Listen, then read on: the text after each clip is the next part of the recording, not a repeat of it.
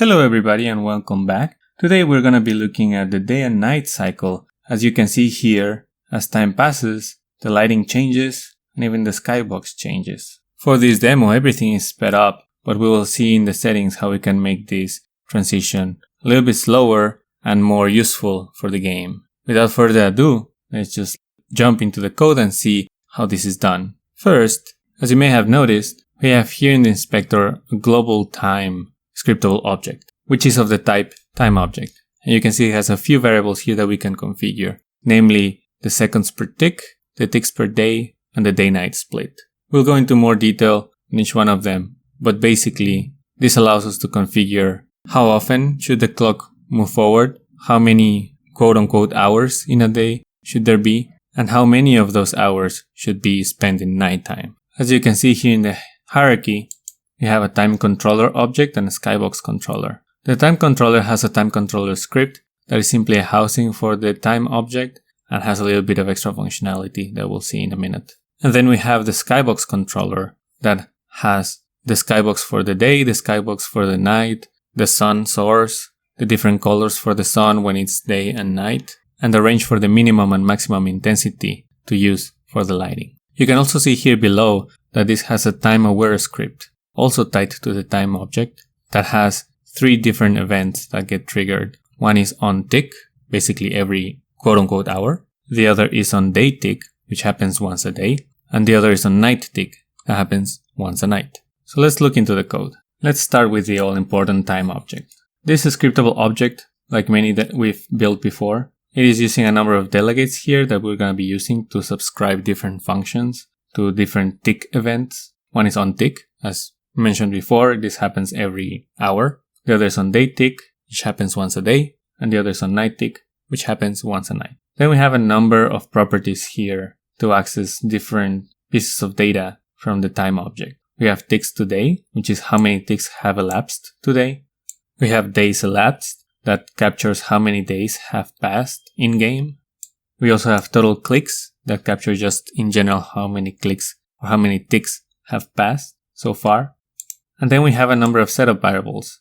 As you saw in the object before, we have ticks per day, basically how many hours in a day. Seconds per tick, how many seconds between each tick.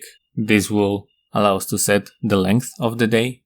We have the day-night split. That is a property that will allow us to define how many of those hours will be spent in the day mode and how many of those hours will be spent in the night mode.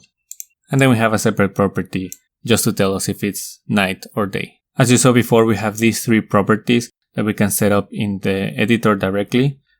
This is the seconds per tick, the ticks per day, and the day-night split. This will allow us to configure easily how the day-night cycle works. We then have a setup method. This is used so that we can set the time to a specific moment. This will be more useful later when we are actually saving the state in the game between playthroughs, but this allows us to start the clock with already a number of ticks elapsed, a number of days elapsed, a number of ticks for the day, and a definition for whether it's night or day. This will allow us to drop the player into any time state. And then we have the main method, the tick method. This is where we're increasing the tick count. We increase both the total ticks and the ticks to day. Then we trigger the onTick methods. Then we call the onTick delegate to trigger any methods that are subscribed to this callback. And then we do some checks. If the ticks to day are more than the ticks per day, we assume that a day has passed. So we increase the day count and then we remove the extra ticks. Then we call the onDayTick delegate to call all the callback methods. And then we set isNight to false because it's no longer night. Otherwise, if the ticks to day divided by the ticks per day is greater than the day-night split, we know that we are into the night. So we set isNight true and we call the onNightTick callback. So that's the time object. Let's look at the time controller. Here you can see that we're setting a few things here already. We keep track of the seconds per tick and the next tick here. And then on start, we set up the time object.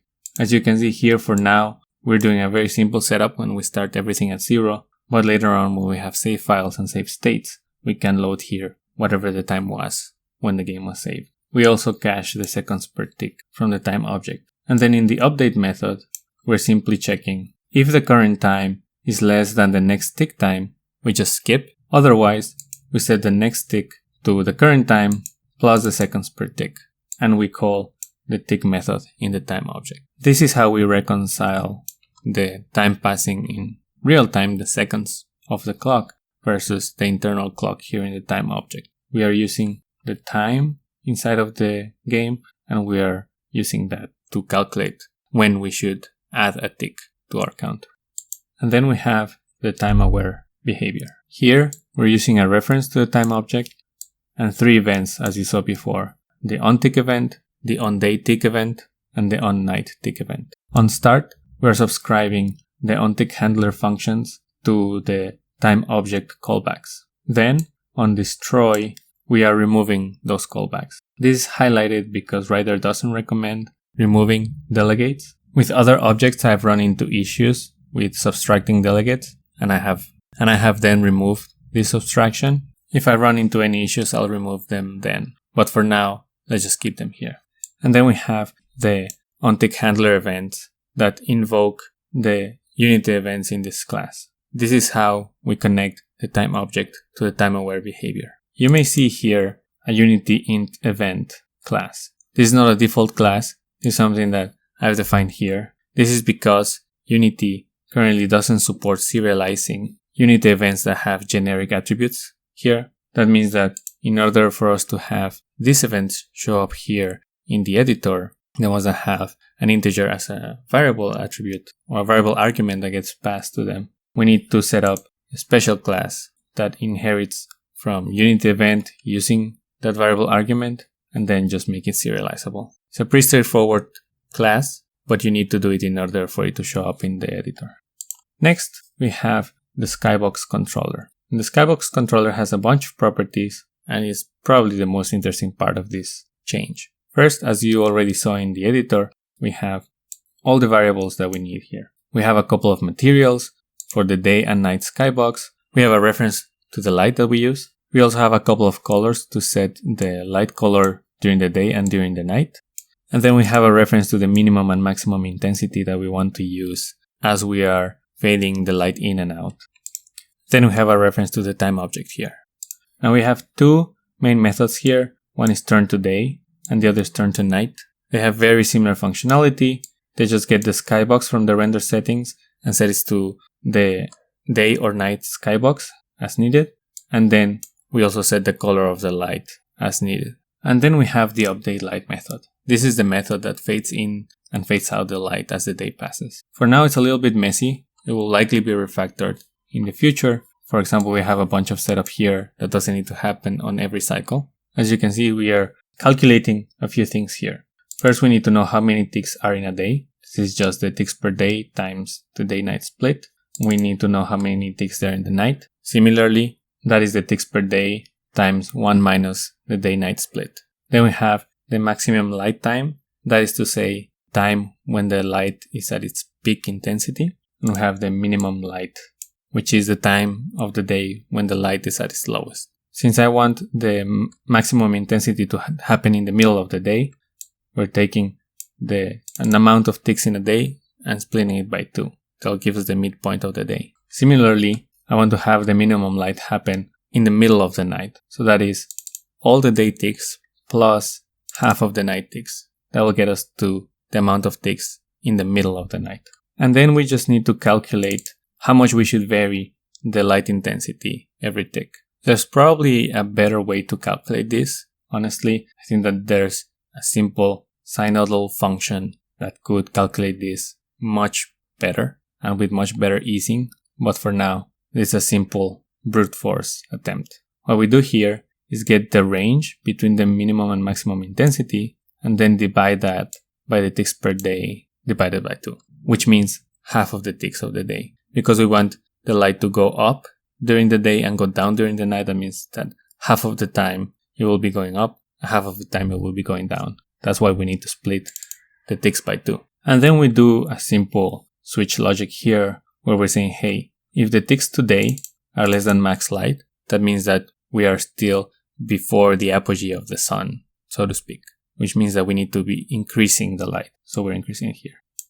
If not, if it's passed that max light period, but we're still below the min light period, then we need to be decreasing the light, right? We have passed the apogee of the sun and we are now going into the night. So we should be decreasing the light.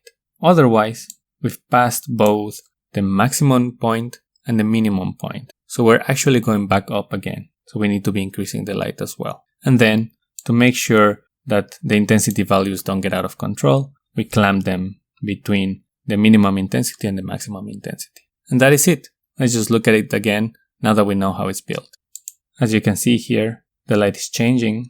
Again, it's all set up very fast. We're having 1 second per hour, so every 24 seconds we're cycling through a whole day. But you can see here how it's quickly rising in intensity, and then the light is going down in intensity again. When it reaches the night point, the skybox changes, and then as we go past the minimum point, the light goes up again, and we start a new day. That is basically it for today. There's a lot of math involved in calculating this properly, but it's actually pretty fun to see things moving in time, and obviously the way that we set up things, we now have this time-aware object. We can add this component to any other object in the game and make them time-aware. Next time, we'll start applying this time-based behavior to other objects in the game. For example, we can use this to make the buildable objects not build immediately but build over time. For example, the pine or the house that we have already, we can set them to build, but then have them take some time to actually be built. In any case,